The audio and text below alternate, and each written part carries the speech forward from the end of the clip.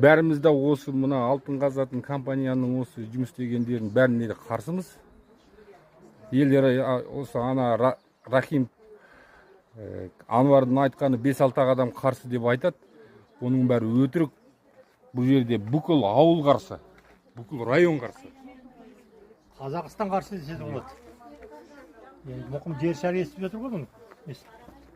Вы знаете, с местными жителями как таковыми у нас никаких особых проблем нету. То есть на самом деле мы поддерживаем поселок, даем рабочие места, обучаем. Некая деструктивная группа, которая настраивает часть этих местных жителей, в том числе предоставляя ложную информацию, ложные заявления. Вот. А относительно этих товарищей будут работать соответствующие органы, и мы проводим работу в этом направлении, и местные органы. Была разведка.